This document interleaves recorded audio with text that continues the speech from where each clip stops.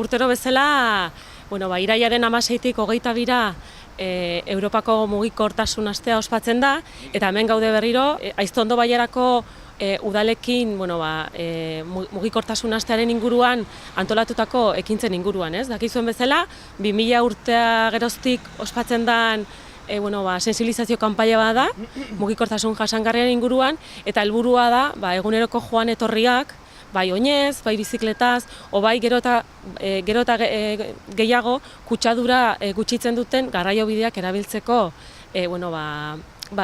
sensibilizazio edo aldarrikapen kanpaina bada, ez? Eskualdean, bai Aiztondo Bailaran eta bai beste udaletan antolatzen ditugun ekintza hauek, Tolosaldea garatzenetik babestuta daude eta baita ere Gipuzkoako Foru Aldundiaren partetik izan ere guztion artean halako gure mugikortasunaren inguruko plangintza estrategikoan sartzen da, ez?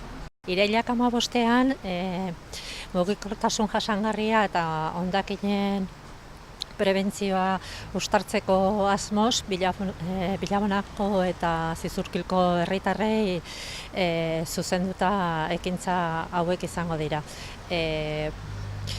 Bigarren eskuko azoka, Bilabonako Bertura plazan, 9:30 gerturatu beharko dute salgai jarri nahi dituzten gauzak prestatzeko, eta 13:00 gerturatu beharko dute jasotzeko ez diren saldutako gauzak, eta zenbatekoa ere jasotzeko. Bizikleta mantendua eta mekanika buruzko tailera eta ginkana egingo dugu Pasuz plazan 10:30 ordu batea, eta etxetik konbeniko litzake bizikletak eta eramatea, bai mantendua egiteko eta ondoren atzenen mekanikoak ezateko ze egoeratan dagoen, da bar.